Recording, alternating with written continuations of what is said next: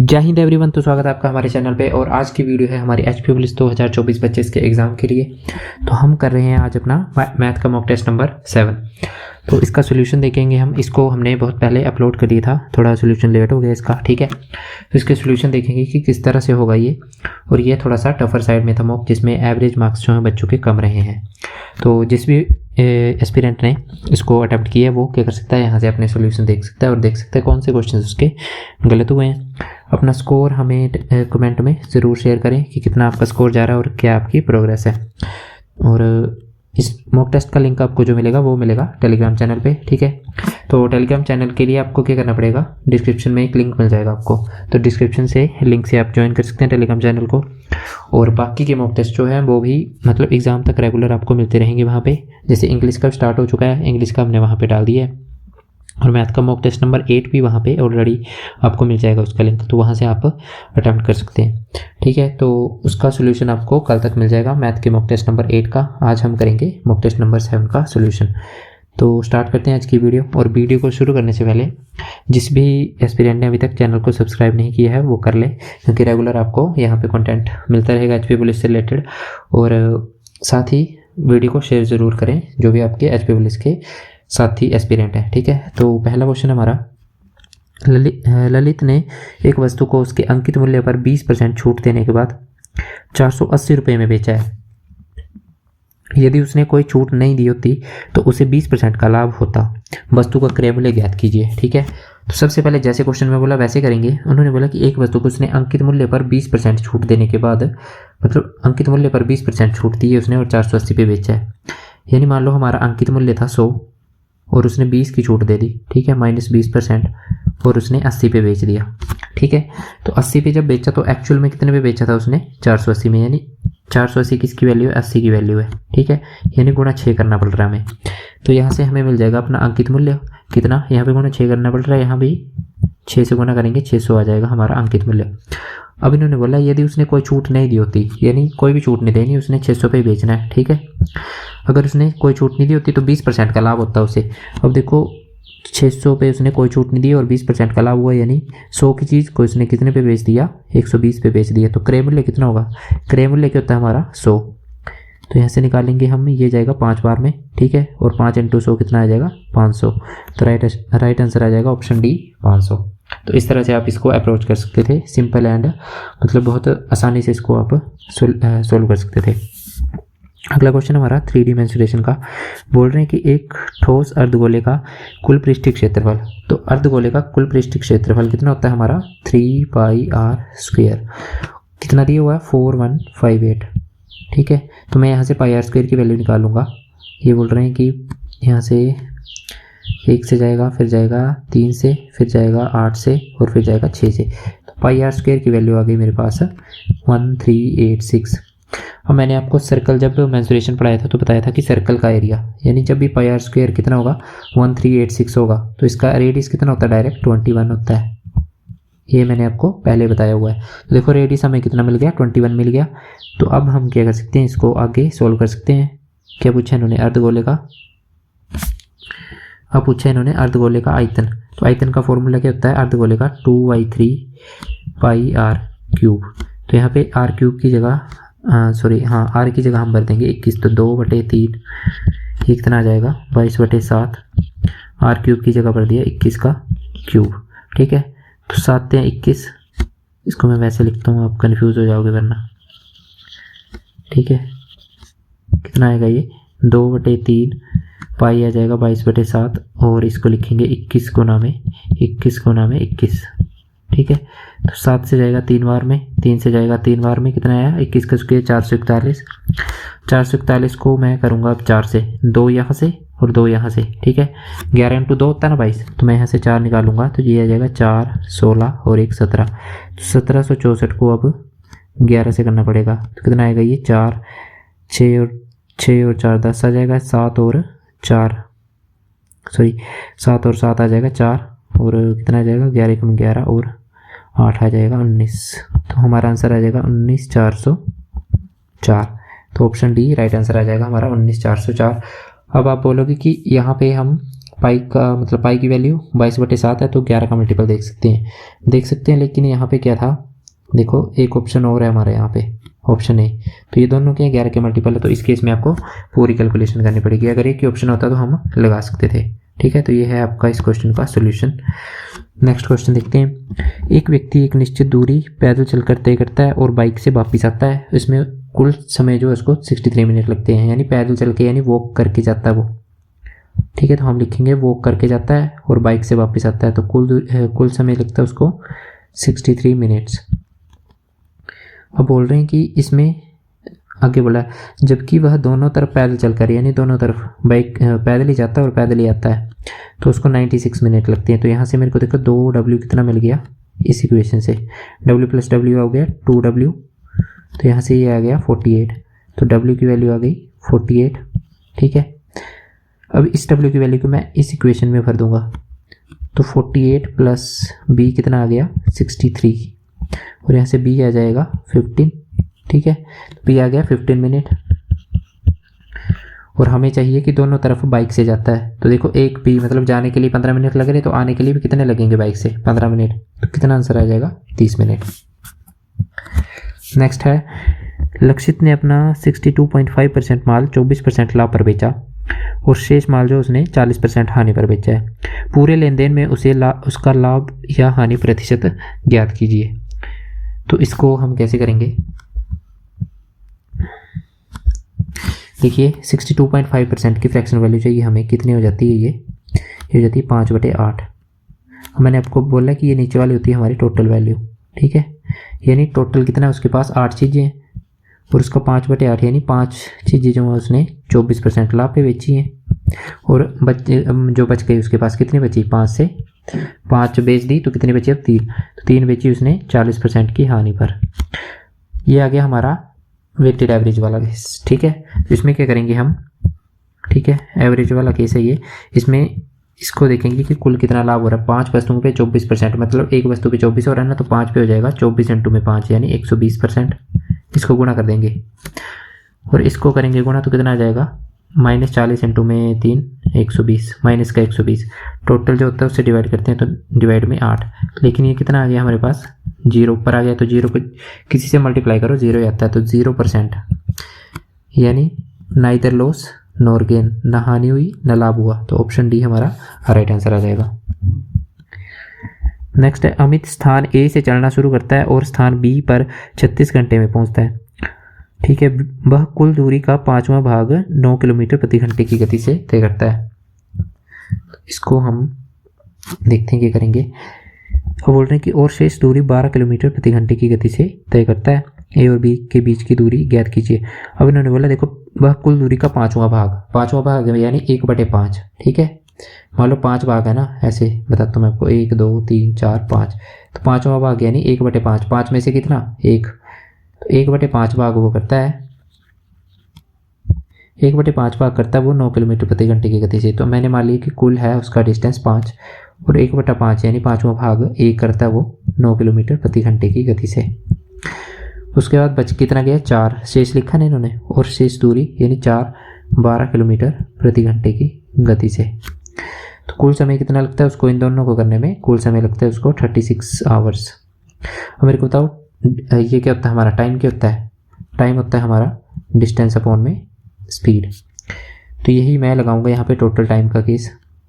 ठीक है, कुल दूरी कितनी चली उसने पहले 1, और टाइम कितना लगा स्पीड कितनी उसकी 9। ठीक है, प्लस उसके बाद की दूरी 4 और स्पीड कितनी उसकी 12। तो ये आ गया मेरा एक टाइम और ये आ गया दूसरा टाइम, दोनों को जोड़ा तो कितना आ जाएगा मेरे पास, ऑप्शन में यहाँ पे दिए क्वेश्चन में 36 घंटे, तो यहाँ पे आएगा 36 घंटे। हमें चाहिए 5 की वैल्यू। ठीक है, यहाँ से तो देखते हैं 1 की वैल्यू क्या आती है यहाँ से। तो देखो इसको कट कर दो, 3 आ जाएगा 1/3, और इसका एलसीएम कितना आ जाएगा 9, तो नीचे आ गया 9, ऊपर आएगा 1 प्लस यहाँ से 3 या 9, तो ऊपर आएगा 3 और यहाँ पे आ गया 36।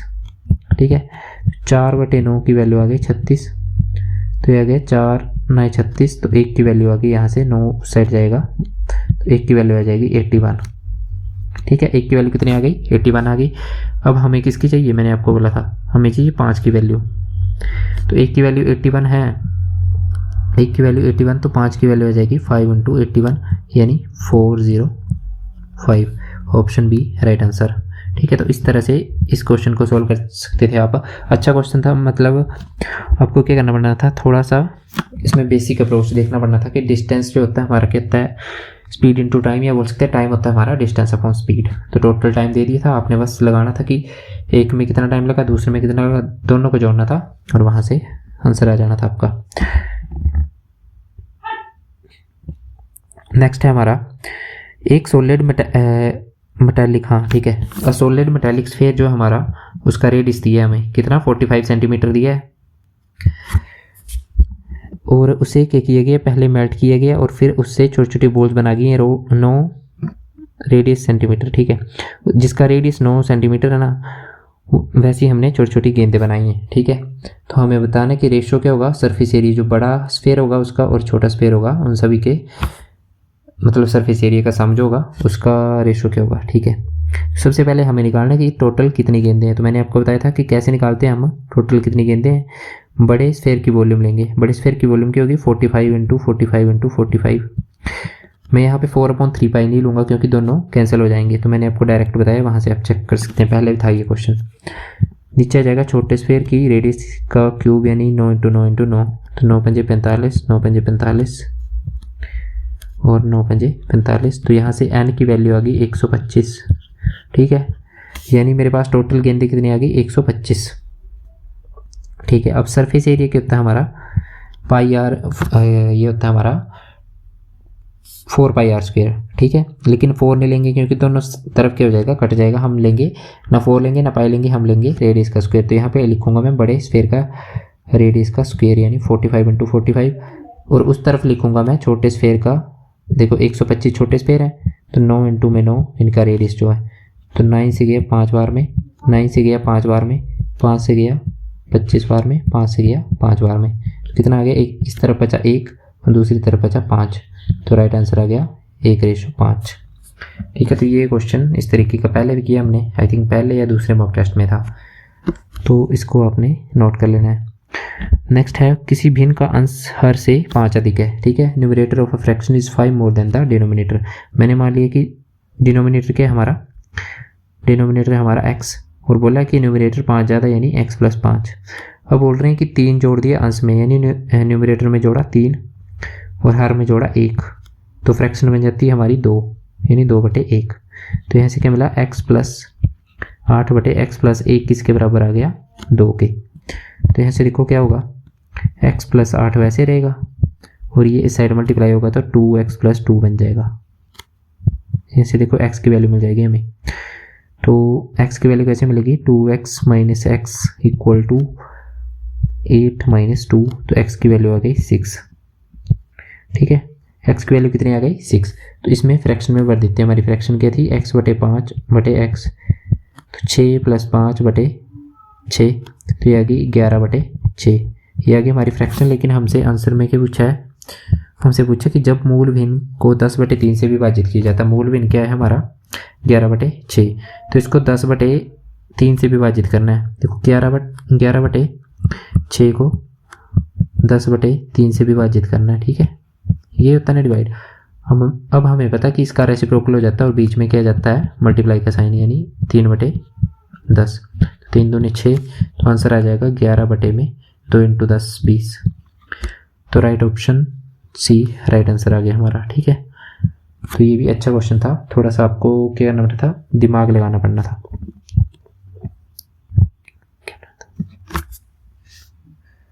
नेक्स्ट है हमारा 80 किलोमीटर प्रति घंटे की गति से चलने वाली 474 मीटर लंबी ट्रेन 37 किलोमीटर प्रति घंटे की गति से विपरीत दिशा में चलने वाली दूसरी ट्रेन को 18 सेकंड में पार करती है। दूसरी ट्रेन की लंबाई ज्ञात कीजिए। तो हमें पता है कि इसमें क्या होगा कि टोटल डिस्टेंस, हमें पता है डिस्टेंस किसके बराबर होता है, टोटल स्पीड इनटू में टाइम। हमें स्पीड भी दिया गया, टाइम भी दिया गया। टाइम कितना दिया हमें 18 सेकंड, और स्पीड कितनी आ जाएगी हमारी, जब भी विपरीत दिशा आमने सामने आती है तो क्या होता है, स्पीड ऐड हो जाती है, यानी 80 + 37 हो जाएगा 117 की स्पीड किलोमीटर प्रति घंटे में। तो डिस्टेंस आ जाएगा 117 × 5/18, क्योंकि यहाँ पे आंसर किसमें मीटर में है, इंटू में टाइम आ जाएगा 18 सेकेंड, तो 18 से 18 गया, ये आ गया हमारे पास 585। ठीक है, 117 इंटू 5 585। लेकिन कुल दूरी देखो, कुल दूरी आई 585, लेकिन एक ट्रेन की लंबाई कितनी है 474। तो जो बाकी दूरी बच गई वो किसकी होगी, दूसरी ट्रेन की लंबाई होगी। यानी 585 से मैं माइनस कर दूंगा 474 को। तो 5 से 4 1, 8 से 7 1 और 5 से 4 1, तो राइट आंसर आ गया 111 मीटर, ऑप्शन बी। नेक्स्ट है, एक वस्तु को अंकित मूल्य पर क्रमशः 4%, 5% और 10% की 3 क्रमिक छूट प्रदान करने के बाद, ठीक है, इस अमाउंट पे बेचा गया है, तो अंकित मूल्य ज्ञात कीजिए। मैंने माना अंकित मूल्य हमारा x है। अब छूट कितने की दी, 4% की, यानी मान लो 100 की चीज़ थी तो कितने की बच गई, 96 की बच गई।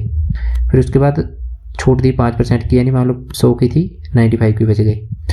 अब फिर से 10% की, 100 की थी 10 की छूट दे दी तो 90 की बच गई। और ये किसके बराबर दिया है, 114,912 के बराबर। अब यहाँ से करते हैं हम, कट करते हैं इसको, कैसे, इसको करते हैं पहले 9 से। ठीक है, ये 1 गया, 9 ये जाएगा 1 से, फिर 2 9 दूनी 18 6 9 7 63 6 और 9 6 54 और 7 9 8 72। अब जाएगा 16 से 6 बार में, 16 से गया ये 7 बार में। ठीक है,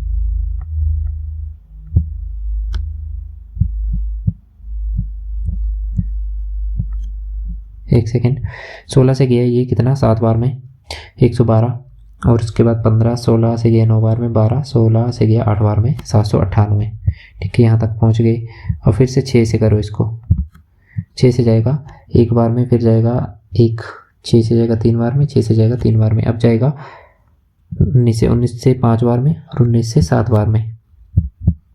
तो यहाँ से 5 से 20 बार में गया, तो हमारे पास क्या बचा, यहाँ पे देखो x इंटू में 1/100 इंटू में 1/20 इंटू में 1/10 इक्वल टू कितना बचा, 7।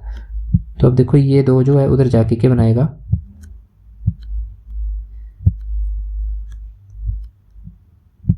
ये दो जो है उधर जाके क्या बनाएगा, उस साइड मल्टीप्लाई होगा तो 7 से 2 को मल्टीप्लाई करेंगे तो क्या बनेगा 14। तो हमारे आंसर में क्या आएगा 14 आएगा। तो एक ही ऑप्शन है जिसमें 14 आ रहा है, वो है ऑप्शन ए। और वैसे पूरा करना हो तो देखो ये 2 0 यहाँ से आ गई, 1 0 यहाँ से, 1 0 यहाँ से और 2 वहाँ पे मल्टीप्लाई हो गया, तो कितना 1 2 3 4 14,000 हमारा राइट आंसर आ गया। ठीक है, तो ये था हमारा क्वेश्चन नंबर 9 का राइट आंसर। नेक्स्ट है, एक तांबे के तार को एक समबाहु त्रिभुज के आकार में मोड़ा गया है और इसका क्षेत्रफल 484/3 सेंटीमीटर स्क्वायर के बराबर है। उसी तार को एक वृत्त के आकार में मोड़ा गया, तो तार द्वारा घेरा गया क्षेत्रफल क्या है। पाई की वैल्यू 22/7। अब देखो 22/7 है, हम क्या कर सकते हैं, यहाँ पे 11 का मल्टीपल देख सकते हैं एक बार के लिए। तो यहाँ पे देखो 1 1 2 2 1 3, ये नहीं है, 1 8 9 3 6 9, ये हो सकता है, 1 1 2 9 2 11, तो ये भी नहीं हो सकता है, और 1 2 3 4, ये भी नहीं हो सकता है। तो राइट आंसर तो वैसे हमें यहाँ से मिल गया, कौन सा, ऑप्शन बी। ठीक है, लेकिन अगर वैसे करना हो, मान लो 2 ऑप्शन आ जाते तो वैसे कैसे करते हैं इसको। तो देखो इन्होंने बोला एक तांबे को तार के एक समबाहु त्रिभुज के रूप में बनाया गया है। ठीक है, एक तांबे के तार को, ये मान लो ये हमारा समबाहु त्रिभुज है, और बोल रहे हैं इसको किसके आकार में मोड़ा गया, अब वृत्त के आकार में मोड़ा गया है। ठीक है, ये आ गया हमारा वृत्त। अब देखो एक चीज देखो, यहाँ पे जितनी तार लगी है, ठीक है, यहाँ पे जितनी तार लगी है उतनी तार यहाँ पे लगी होगी। ठीक है, पूरी, मतलब इन्होंने ये नहीं बताया कि कुछ तार बच गई है, मतलब पूरी तार से उन्होंने उस वृत्त को बना दिया है। तो देखो जितनी तार यहाँ पे लगी है उतनी तार क्या होगी, यहाँ पे होगी, ये वाली चीज़। और मेरे को बताओ ये वाली चीज़ यहाँ पे ट्राइंगल में मैंने आपको क्या बताया था कि साइड का सम, यानी इसको बोलते हैं हम पैरामीटर। ठीक है, और इसको क्या बोलते हैं हम, सरकमफ्रेंस या परिधि। इसको बोलते हैं पैरामीटर और इसको बोलते हैं सरकमफ्रेंस। तो यानी दोनों में क्या होगी, पैरामीटर और सरकमफ्रेंस एक दूसरे के बराबर होगी। तो हमें क्या चाहिए, तो इसका पेरीमीटर चाहिए और इसका सरकमफ्रेंस चाहिए। लेकिन हमारे पास कौन सी चीज़ दी है, हमारे पास समबाहु त्रिभुज के बारे में दिया एरिया, यानी इसी चीज़ को, यानी इसके पेरीमीटर को निकालेंगे और इसके सरकमफ्रेंस के बराबर, सर्कल के सरकमफ्रेंस के बराबर रख देंगे। तो देखो कैसे, हमें एरिया दिया है यानी √3/4, ए स्क्वायर दिया है हमें कितना 484। तो यहाँ से देखो 484 √3 से √3 कैंसिल हो गया, ए स्क्वायर कितना आ गया 484 इंटू में 4। तो ये हमें पता है कि ए आ जाएगा हमारा √484 इंटू में 4। तो ए की वैल्यू आ जाएगी 22 इंटू में 2, तो ए की वैल्यू आ गई 44। अब हमें ए की वैल्यू मिल गई है, यहाँ से मैं निकालूंगा इसका पेरीमीटर। पेरीमीटर क्या होता है त्रिभुज का, समबाहु त्रिभुज का पेरीमीटर होता है हमारा 3a। तो 3a हो जाएगा 4 इंटू में 44, ये हो जाएगा, सॉरी 4 नहीं आएगा 3 आएगा, 3 इंटू में 44, तो ये आ जाएगा 132। ठीक है, अब ये आ गया हमारा पेरीमीटर। और मैंने आपको क्या बताया कि सरकमफ्रेंस के बराबर होगा, सरकमफ्रेंस क्या होती है, सर्कल की परिधि होती है 2πr, इसके बराबर होगा यानी 132। तो जिसने सर्कल पढ़ा हमसे उसको डायरेक्ट पता है 132 जब सरकमफ्रेंस होती है। तो इन्होंने क्या पूछा और यहाँ पे एरिया पूछा है, तो जब भी 132 सरकमफ्रेंस होती है तो राइट आंसर होगा हमारा एरिया होता है 1386। लेकिन कैसे करेंगे इसको, देखो 2 इंटू में 22/7 इंटू में r निकालना हमें इसका सर्कल का, तो यहाँ पे आएगा 132। 22 से गया 6 बार में, 2 से गया 3 बार में, तो r आ गया हमारे पास 21। ठीक है, r कितना आ गया 21 आ गया। अब हमें निकालना एरिया, और एरिया का फॉर्मूला क्या होता है सर्कल का, πr²। तो 22/7 इंटू में 21 इंटू में 21, तो 7 से गया 3 बार में, 21 को 3 से करूँगा तो 63 आएगा, फिर 63 को 2 से करूँगा तो कितना आएगा 126, और 126 को 11 से करूँगा तो ये आ जाएगा हमारे पास 6 और कितना 8, 1 और 3।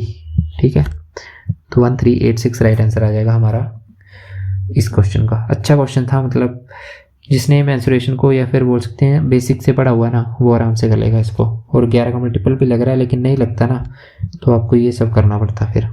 ठीक है, कैलकुलेशन है थोड़ी सी, 2 से 3 फॉर्मूले आपको यूज़ करने पड़ेंगे तभी आपका आंसर आएगा। अगला क्वेश्चन है, एक समकोण त्रिभुज की भुजाएं क्रमागत पूर्णांक हैं जिसमें 2 भुजाओं की लंबाई अभाज्य संख्या है, तो उस त्रिभुज का क्षेत्रफल ज्ञात कीजिए। देखो एक समकोण त्रिभुज लेते हैं यहाँ पे। ठीक है, ये बोल रहे हैं कि तीनों भुजाएं जो इसकी क्रमागत पूर्णांक संख्याएं हैं, और समकोण त्रिभुज में इन्होंने बोला पूर्णांक, यानी रूट में नहीं हो सकती है, पॉइंट में नहीं हो सकती है। तो अब देखो एक ही ट्रिपलेट है, जिसने हमसे ट्रिपलेट पढ़ा है उसको पता होगा कि एक ही ट्रिपलेट है कि 3, 4, 5 जो क्रमागत संख्याएं होती हैं।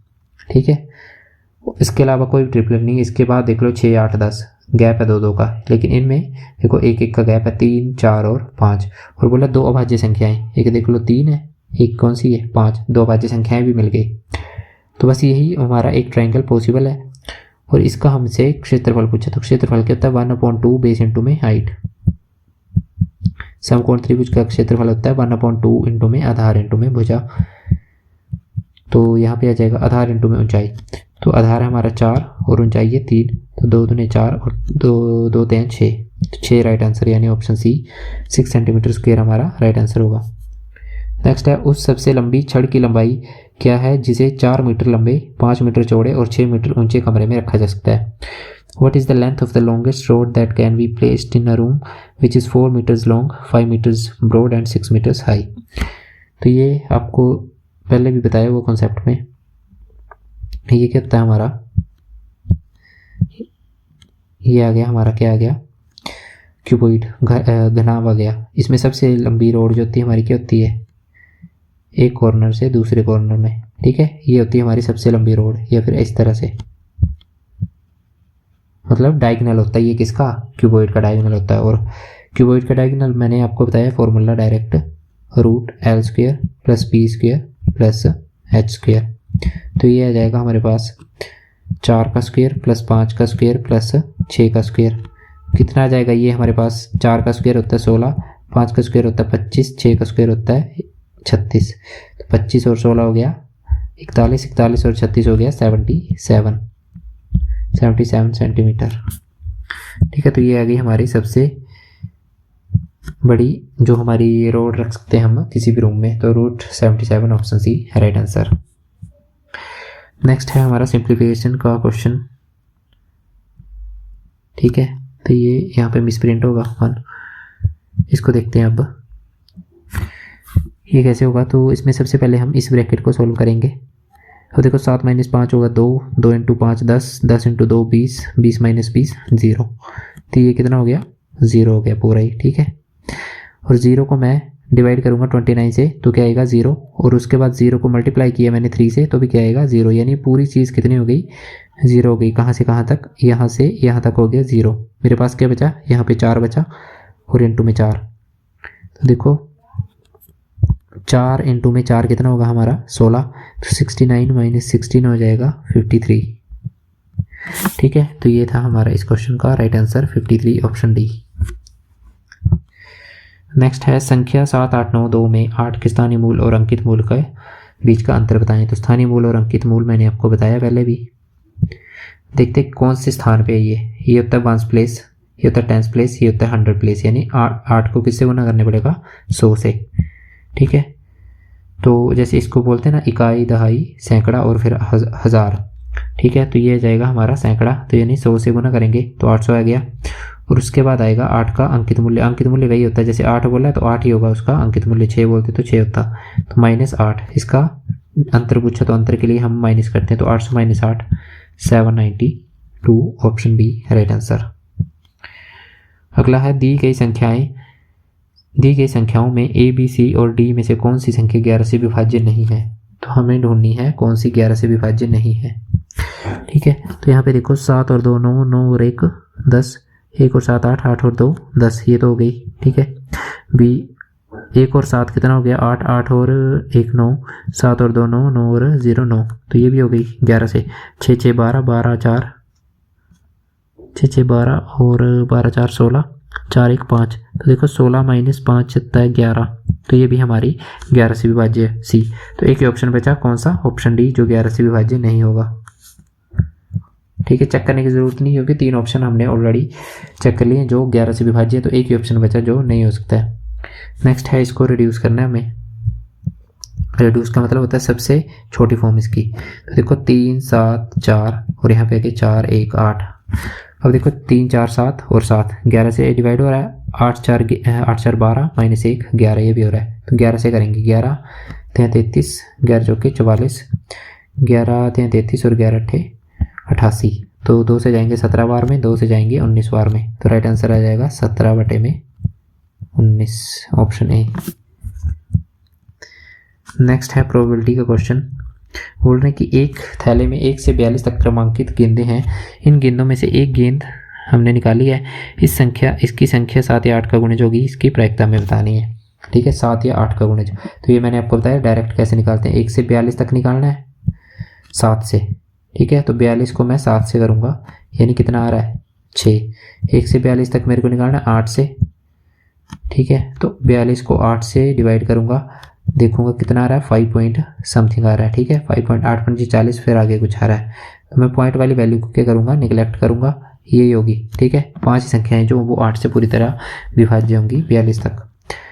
तो देखो कितनी, 7 से आ गई 6 और 8 से आ गई 5।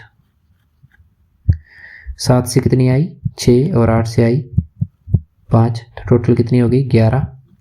और कुल कितनी थी 42 तक थी, यानी नीचे आएगा टोटल नंबर ऑफ आउटकम्स 42 और पॉसिबल आउटकम्स आगे 11, तो ऊपर आ गए 11, तो 11/42 ऑप्शन डी राइट आंसर। अगला क्वेश्चन हमारा मीडियन का। तो देखो कितनी संख्याएं यहाँ पे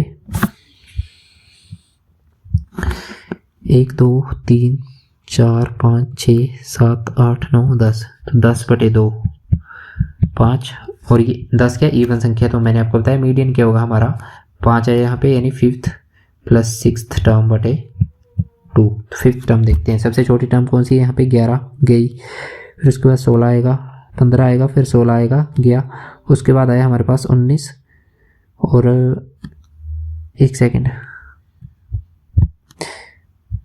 11 गया, फिर 15 गया, फिर 16 गया, उसके बाद 17 गया, ठीक है। 5वीं टर्म कौन सी आई 19, तो 19 को मैं ले लूँगा यहाँ पे, और उसके बाद आई 21। तो 5वीं और छठी आ गई 19 और 21 प्लस करूँगा बटे में 2, कितना है 40/2, तो ये जाएगा 20।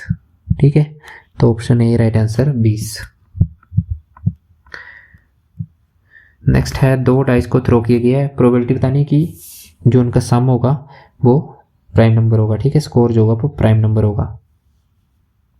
तो देखो पहला आ गया हमारा 1 1, ठीक है, ये प्राइम संख्या होती है। दूसरा आ गया 1 2, ये भी प्राइम संख्या होती है। तीसरा आ गया 1 4, और उसके बाद आ गया 1 6, ये प्राइम संख्या होती है। सभी का जोड़ के आ रहा प्राइम, 1 1 का 2, 2 1 का 3, 4 1 का 5, 6 1 का 7। उसके बाद आया 2 1, 2 3, उसके बाद 2 5 आएगा और आगे कोई नहीं आएगा। उसके बाद आएगा 3 2, 3 4, और उसके बाद कोई नहीं आएगा। ठीक है, उसके बाद आएगा 4 1, 4 3, उसके बाद कोई नहीं आएगा।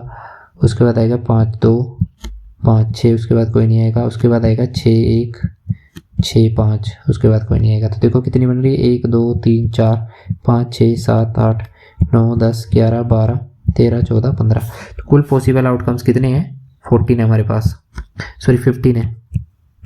और कुल पॉसिबल आउटकम्स कितने हमारे पास है, 36 है, क्योंकि 2 डाइस को थ्रो करते हैं तो टोटल आउटकम्स कितने पॉसिबल होते हैं, 36। लेकिन पॉसिबल आउटकम्स कितने आए हमारे पास, ये 15 आए। ठीक है, तो ऊपर लिखूंगा मैं, मतलब फेवरेबल आउटकम्स आए हमारे पास 15, तो ऊपर लिखूंगा 15, और नीचे आए टोटल पॉसिबल आउटकम 36। तो 3 से गए 5 बार में, 3 से गए 12 बार में, तो राइट आंसर आ गया 5/12, ऑप्शन डी। नेक्स्ट है दिए गए डाटा का प्रास क्या है, प्रास यानी रेंज। ठीक है, तो रेंज बतानी है हमें। सबसे छोटी वैल्यू कौन सी आ रही है, यहाँ पे सबसे छोटी वैल्यू आ रही है -17, सबसे बड़ी वैल्यू आ रही है 51। तो रेंज क्या होती है हमारी, रेंज होती है हमारी highest value minus lowest value, यानी सबसे बड़ी वैल्यू माइनस सबसे छोटी वैल्यू। ठीक है, तो हाईएस्ट क्या आ रही है 51, लोएस्ट आ रही है -17, तो रेंज क्या आ जाएगी 51, माइनस माइनस हो गया प्लस, तो ये आ जाएगी 68। ठीक है, ऑप्शन यहाँ पे रॉन्ग सेट थे, तो जिसका भी ये गलत है क्वेश्चन वो 1 मार्क्स इसमें जोड़ सकता है अपना। तो ये नहीं होगा, ये भी नहीं होगा, ये भी नहीं होगा, ये भी नहीं होगा, राइट आंसर क्या होगा 68। कुछ बच्चे करेंगे, मैं आपको बताता हूँ कि जब भी हमसे पूछे सबसे छोटी वैल्यू और नेगेटिव में वैल्यू हो हमारी, ठीक है, तो माइनस में जो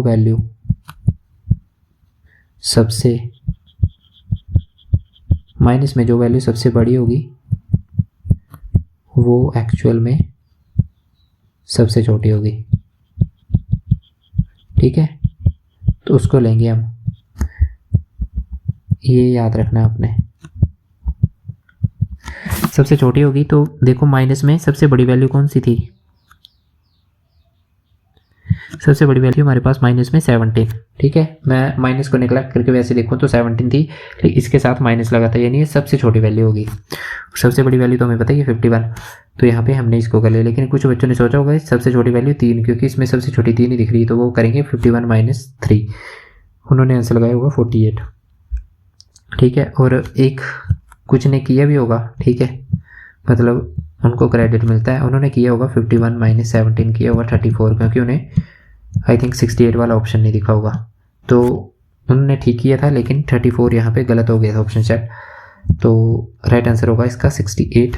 तो ये थे हमारे 20 क्वेश्चन। आई होप आप सभी ने एंजॉय किया होगा और इन क्वेश्चंस को अच्छे से देख लें, क्योंकि ये मतलब अच्छे लेवल के क्वेश्चंस हैं। अगर आपके एग्ज़ाम में टफ पूछेगा भी वो, तो इससे ऊपर मतलब इस तरह का एग्ज़ाम मतलब आपका आ सकता है। ठीक है, अगर टफ पूछेगा वो तो, लेकिन बाकी आपका पेपर नॉर्मल आएगा, तो आप तैयारी करते रहें, अच्छे क्वेश्चंस की प्रैक्टिस करते रहें, और वीडियो को लाइक करें, शेयर करें, और अपने दोस्तों में भी बताएं जिन्होंने अभी तक चैनल को सब्सक्राइब नहीं किया है, और टेलीग्राम चैनल को ज्वाइन कर लें, ताकि नेक्स्ट मॉक टेस्ट का लिंक आपको वहाँ पे मिल जाए। तब तक के लिए शुक्रिया, धन्यवाद, जय हिंद।